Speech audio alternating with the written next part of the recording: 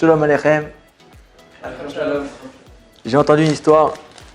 Il y avait une jeune fille qui était célibataire, cherchait du boulot, elle venait de finir ses études de Mora, d'enseignante.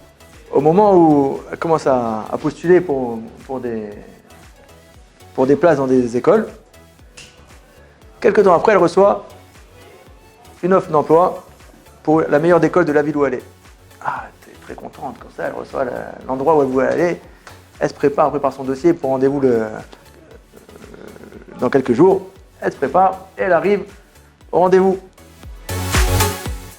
Et là-bas, avant d'arriver au rendez-vous, qu'est-ce qu'on a dit?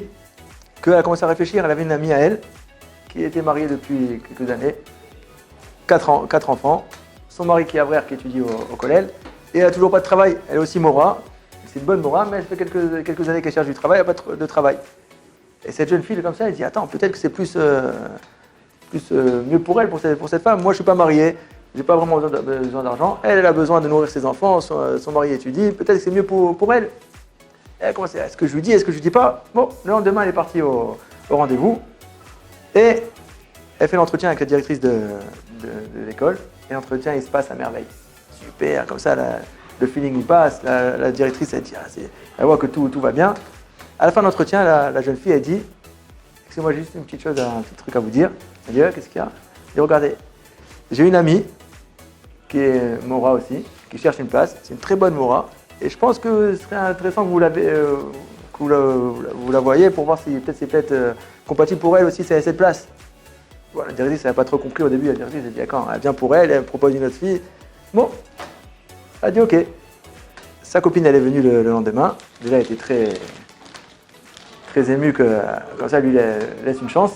Sa copine, elle vient le lendemain, rendez-vous avec la directrice. Et la directrice, elle tombe amoureuse de cette fille. Ah, super, très bien. Elle embauche. Maintenant, elle, entre-temps, elle retourne chez elle, elle cherche encore du boulot. Un jour, 2 jours passent, toujours rien, une semaine, 2 semaines, 3 semaines, des mois qui passent, toujours sans travail. Mais pour Hachem, elle était contente d'avoir fait cet acte d'avoir laissé sa place à quelqu'un qui avait vraiment besoin.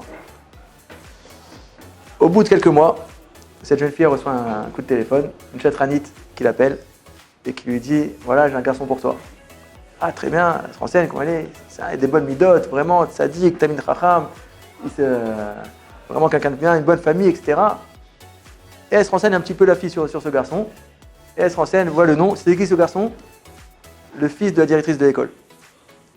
Et la directrice, elle dit pourquoi. En fait, c'est la directrice qui a contacté la chatranite. Après l'entretien qu'elle avait eu dans l'école, elle a dit c'est pas possible, une fille comme ça avec des bonnes midotes, qui est prête à s'effacer pour donner la place à quelqu'un d'autre, c'est sûr que ça doit être une bonne fille. Elle s'est enseignée, elle a vu que c'était une fille super. Donc elle a proposé à une chatranite qui a proposé à son fils, et bon, Hachem, ça a marché, ils se sont mariés. Et après le mariage, donc la belle-mère, la directrice, elle lui a donné une place de mora, d'enseignante dans l'école. Mais non seulement ça, c'est qu'après quelques temps, elle est devenue la sous-directrice de l'école. C'est tellement qu'elle était montée. De là, on voit que quoi? Souvent, des fois, on pense que quand on va donner à quelqu'un, on va perdre quelque chose. Tu donnes, j'ai donné de moi, j'ai donné mon argent, j'ai donné mon temps, mais je perds du temps, je perds de l'argent. Non. Le Zohar HaKadosh, il dit que quand tu donnes à quelqu'un, tu reçois en plus. Toi, tu crois que tu donnes à la personne, mais c'est toi qui reçois en plus. On voit dans la paracha, Vayiskor Elohim et Rachel, Vayishma Elohim, Vayiftach et Rachma. Qu'est-ce que ça veut dire? Hachem, il se souvient de Rachel. De quoi il s'est souvenu, Hachem, de Rachel?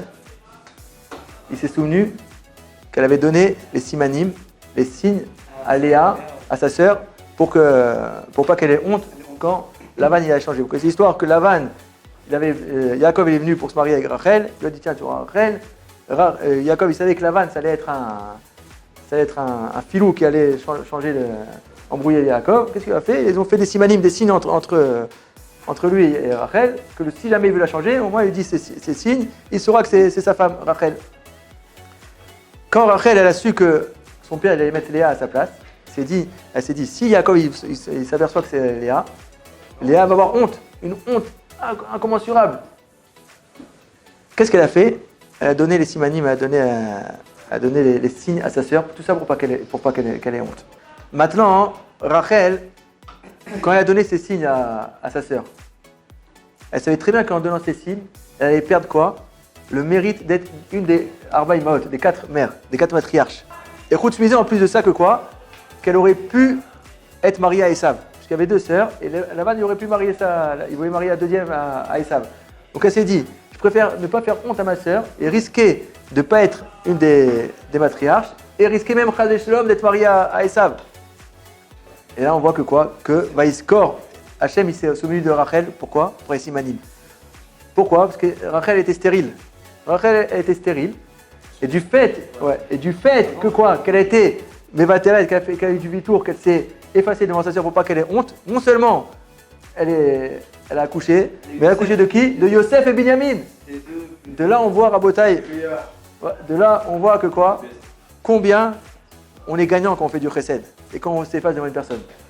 Et bémet que donner, c'est recevoir en fait. Hachem, Hachem il nous aide, Amen, à pouvoir travailler les midot.